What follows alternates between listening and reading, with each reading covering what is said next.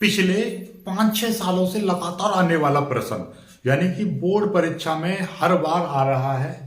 2011, 17, 18, 19, 21 में तो पेपर हुए ही नहीं, 20 में, 22 में, यानी हर जो यूपी बोर्ड में, पूरे यूपी बोर्ड में 7 सेट बनते हैं। किसी ना किसी सेट में इस तरीके की चीजें, परिपथ की प्रतिबाधा, शक्ति 6, धारा तथा वोल्टता के बीच कलांतर, धारा का वर्ग माध्य मूल मान, इस तरीके की चीजें पूछता है। या ये समीकरण दे देगा, इसमें से कुछ पूछ लेगा, प्रेरकीय प्रतिघात, प्रेरण प्रतिघात, इस तरीके कुछ भी पूछ सकता है। तो इस तरीके के सवाल बहुत ज्यादा इंपॉर्टेंट हैं, ठीक है। और इस तरीके का आपका सर्किट वाला सवाल एक आता ही आता है, ठीक है। तो आपको देखने को मिलेगा पेपर में। 2020 के सेट में भी आपको एक ऐसा सवाल दे रखा, 2022 के में सेट में भी दे ही रखा था। तो ये बहुत इंपॉर्टेंट है, इसको सॉल्व करते हैं, बहुत प्यार से सॉल्व कर लेंगे, कभी भूलोगे नहीं। इस तरीके से देखिए, आप नॉर्मली सबसे पहले ऐसे सवालों में आपको समीकरण याद रखनी पड़ती है। क्या कि वोल्टता की समीकरण क्या होती है, धारा की क्या समीकरण होती है। देखो, जब धारा दे रखी है तो ये होती है धारा बराबर I0 sine omega T, V बराबर V0 साइन ओमेगा टी, और E बराबर E0 साइन ओमेगा टी। ये समीकरण होती है, इनसे तुलना करनी होती है इसकी, ठीक है। ये स्रोत की समीकरण है, ठीक है। आपको क्या दिया है पहले तो ये देख लो, दिया क्या है सवाल में, ठीक। आपको एक तो दे रखा है 10 हेनरी। हेनरी का मतलब क्या है, देखिए पहली बात तो ये जो चिन्ह है, ये सिंबल है, ये प्रेरकत्व का सिंबल है L, ठीक है। और ये संधारित्र का सिंबल है, और ये प्रतिरोध का सिंबल है। ये तो सभी को पता होगी, इससे पहले वाले सवाल में मैंने बता दिया था। जो इसको पहली बार देख रहे हैं उनको मैं बता दूं, ये प्रेरकत्व का सिंबल है, ठीक है, प्रेरकत्व। तो ये L बराबर आपको दे रखा है कितना, प्रेरकत्व दे रखा है 10 हेनरी, ओके। हेनरी, ठीक है, प्रेरकत्व का मात्रक हेनरी होता है, कोई दिक्कत नहीं है, पूरा दे रखा है। ये C क्या है, संधारित्र की धारिता।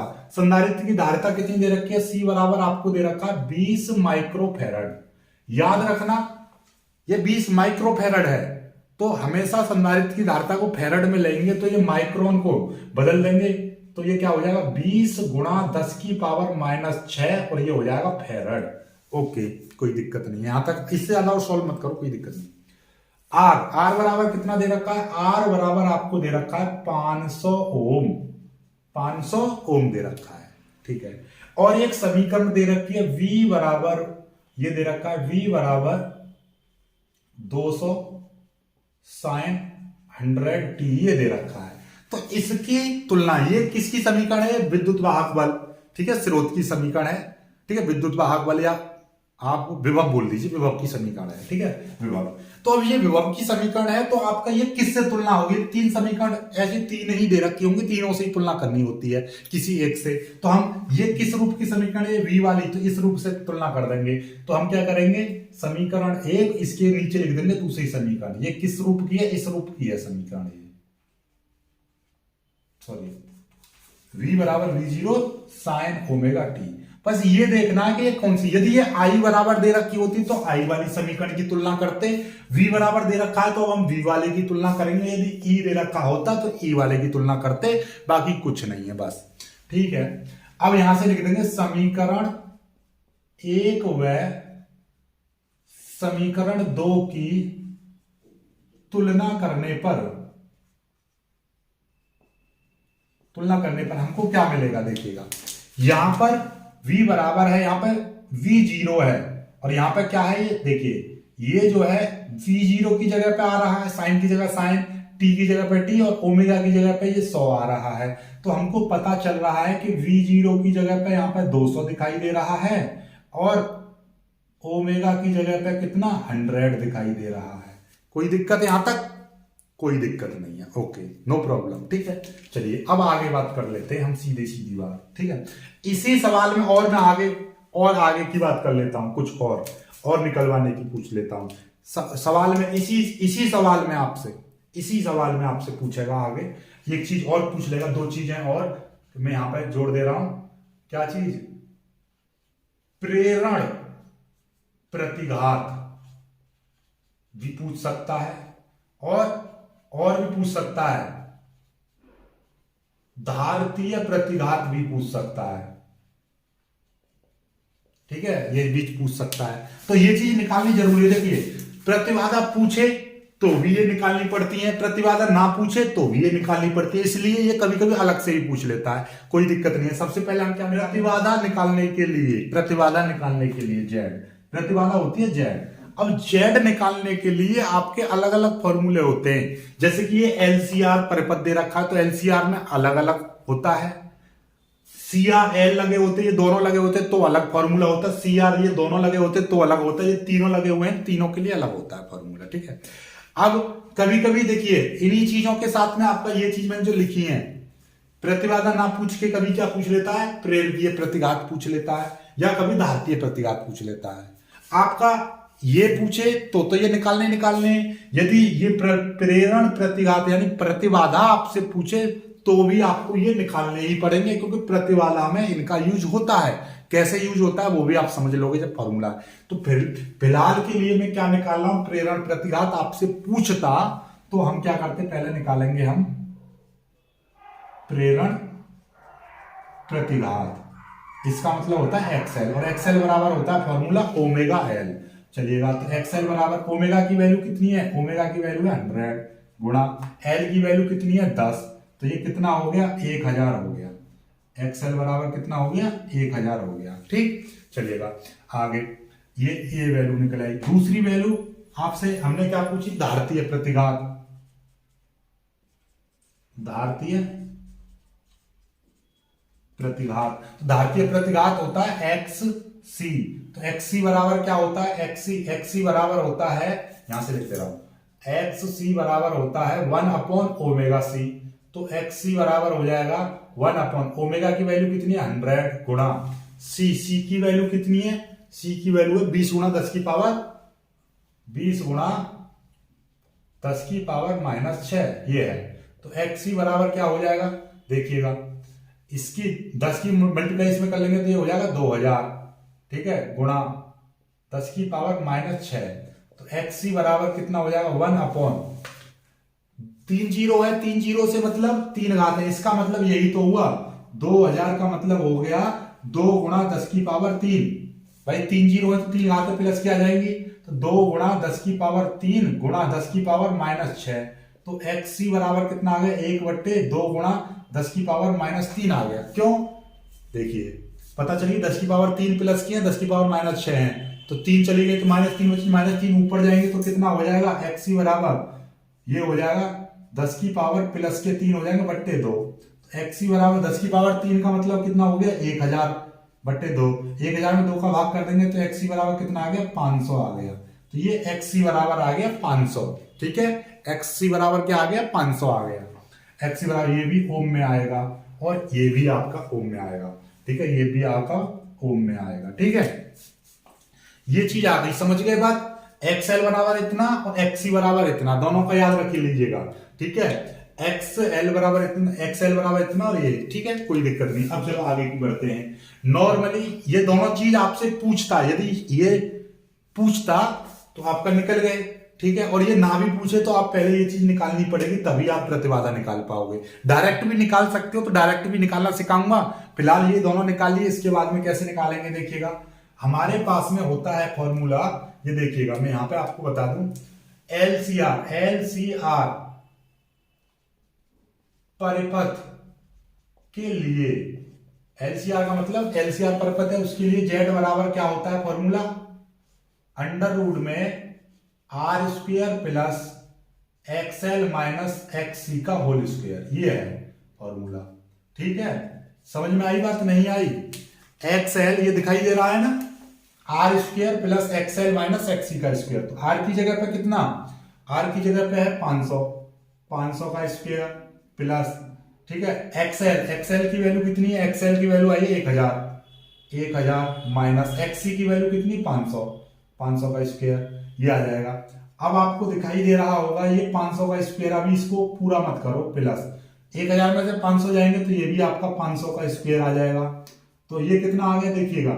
याद रखिएगा जब 500 और 500 दो आ रहे हैं, 500 का स्क्वायर 500 का स्क्वायर कितनी बार आ रहा है, 500 का स्क्वायर 2 बार आ रहा है, 2 बार में से 1 बार में बाहर निकाल लूंगा और बचेगा क्या, √2 बचेगा, तो ये वैल्यू आ गई, तो इतने ओम लिख दोगे आंसर, तो पहला आंसर आपका निकल आया ये LCR तो ये कितना आ गया, ये आ गया 500 √2, ये आ गया जेड बराबर। ठीक है, तो समझ में आ गई यार, पहले XL निकालना है, XC निकालना है, फिर आप ये निकालोगे जेड। ठीक है, तो आपका जेड में ये पूछे या ना पूछे तो ये निकालना है। यदि आपको डायरेक्ट निकालना हो तो डायरेक्ट भी सीख लो, डायरेक्ट भी आपको मैं बता दे रहा हूं। यदि ये चीज ना निकालो तो डायरेक्ट कैसे लगाओगे, डायरेक्ट भी मैं आपको बता दे रहा हूं। डायरेक्टली आप कैसे जेड निकाल सकते हो, ये ना निकालो का जो फॉर्मूला होता है वो मैं आपको बता दूं। नॉर्मली प्रतिबाधा का जो फॉर्मूला होता है प्रतिबाधा का, वो जेड बराबर √में R² plus XL minus XC का स्क्वायर, ये होता है। ये कब है, ये इसके लिए LCR परिपथ में। यदि ये तीनों लगे हुए हैं तो ये होगा, यदि ये दोनों लगे हुए हैं तो अलग होता है, ये दोनों लगे होते हैं तो अलग होता है फॉर्मूला। ठीक है, सबके लिए 3-4 परिपथ होते हैं, जैसे कि ये LCR परिपथ की बात कर रहा हूं। LCR परिपथ में प्रतिबाधा बराबर ये होता है, CR परिपथ में कुछ और होगा, LR परिपथ में कुछ और होगा। ठीक है, LC परिपथ में कुछ और होता है। तो ये अलग अलग फॉर्मूले होते हैं इनके लिए। ठीक है, चलेगा। तो हमको तो LCR परिपथ दे रखा है, तो LCR परिपथ में प्रतिबाधा बराबर होता है ये, सिंपल सा फॉर्मूला लगा दिया। तो इसके लिए आपको XL का मान भी पता होना चाहिए और XL का भी मान पता होना चाहिए। ठीक है, जब ये नहीं पता तो कोई दिक्कत नहीं है, आपको ओमेगा का मान पता है, CR का पता है, तो नो प्रॉब्लम। हम इस फॉर्मूले को, इसी चीज को हम बदल देते हैं किसमें, इस चीज में। याद रखिएगा XL बराबर होता है ओमेगा L माइनस, और इसका मान होता है 1/ओमेगा C। ठीक है, इसका होल स्क्वायर कर देंगे। ये कहां से आ गया फॉर्मूला, कोई डाउट वाली बात नहीं है कि भाई XL बराबर होता है ओमेगा L और XC बराबर होता है 1/ओमेगा C।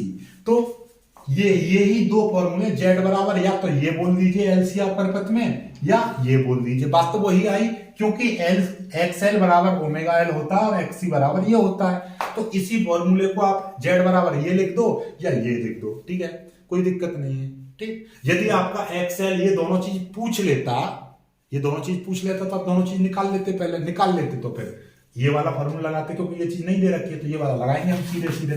ठीक है, चलिएगा, ये चीज हम बाद में निकालना सिखाएंगे। फिलहाल इस फॉर्मूले से हम इसका निकाल दे रहे हैं। देखिएगा कैसे।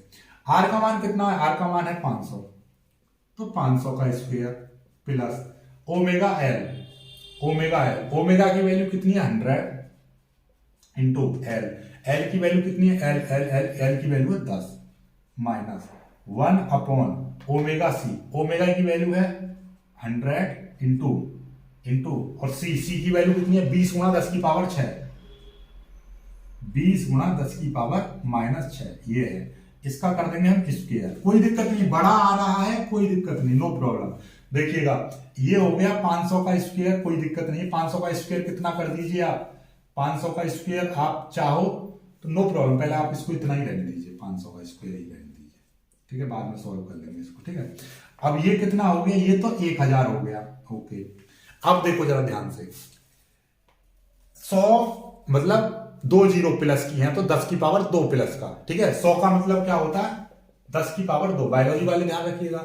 और यदि इसमें 100 × 20 हो रहा है तो इसका मतलब कितना हो गया, 2000 हो गया।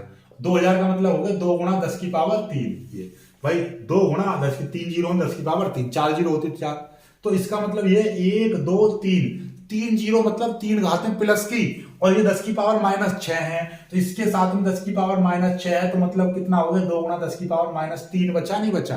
ठीक है, समझ में आई बात। तो ये कितना बचा 1/ कितना हो गया 2 × 10 की पावर -3, इतना बचा, ये स्क्वायर। ठीक है, कोई दिक्कत यहां तक तो कोई समस्या नहीं है। यहां से आगे हम कराते हैं। ठीक है, यहां से आगे एक लाइन और मैं यहां पे लिख दूंगा, यहां पे हो जाएगा, एक लाइन और आ जाएगी। देखिएगा, ये है 500 का स्क्वायर प्लस ये कितना है 1000 माइनस। ठीक है, माइनस ये देखिए 10 की पावर 3 ऊपर जाएगा तो कितना हो जाएगा, ये हो जाएगा 10 की पावर 3/2 इसका स्क्वायर। अब 10 की पावर 3 का मतलब कितना है 1000, 10 की पावर 3 का मतलब कितना है 1000। ठीक है, 10 की यहां से, इसके बाद में यहां से ऊपर ले जा रहा हूं मैं, इसके बाद में यहां पर ले। ठीक है, जेड बराबर √ में ये कितना है 500 का स्क्वायर।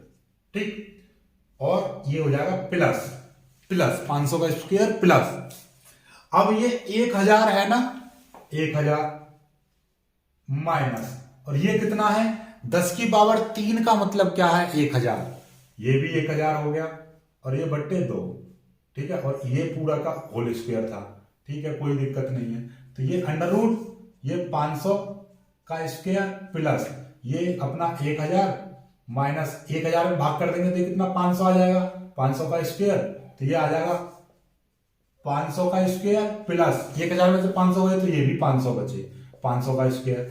अब देखिए 500 का स्क्वायर 500 का स्क्वायर, यदि 2 बार स्क्वायर आ जाता है सेम संख्या का तो हम उसका मतलब कितना आ जाएगा, एक बार 500 ले लो और अंडर रूट में क्या लिख देंगे 2, 2 बार आ रहा है तो 2 लिख लीजिए, 3 बार आता तो अंडर रूट 3 लिख दे तो कोई दिक्कत नहीं है, ठीक है। चलिएगा तो जेड बराबर इतना आ गया, जेड बराबर इतने, और ये ओम में ही आएगा, ठीक है, ओम आ गया। क्लियर होगी ना होगी बात, ये वही उत्तर आया है जो हमने अलग अलग निकाले थे, ठीक है।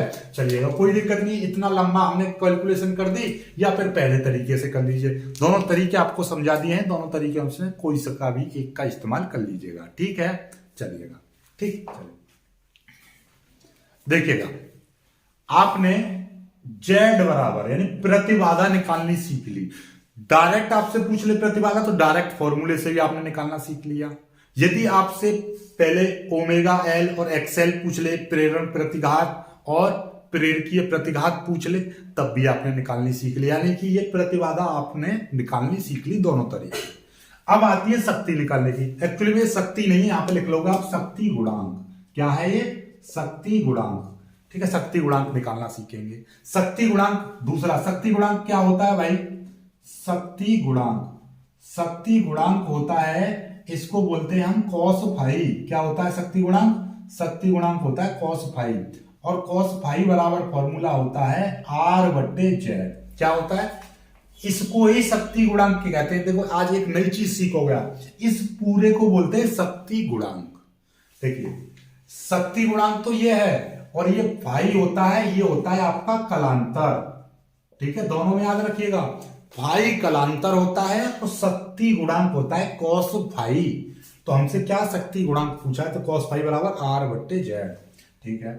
तो कॉस फाई, आर की वैल्यू कितनी है 500, कहां है 500, आर की वैल्यू ये रही, और जेड, जेड की वैल्यू कितनी है, जेड की वैल्यू है 500 अंडर रूट 2, और 500 से ये 500 कट गया, और कॉस फाई बराबर आ गया 1 बट्टे अंडर रूट 2, कितना आ गया 1 बट्टे अंडर रूट 2, तो ये शक्ति गुणांक आ गया 1 बट्टे अंडर रूट 2, ठीक है, इतना ही रखोगे, इसको सॉल्व नहीं करोगे, ठीक है।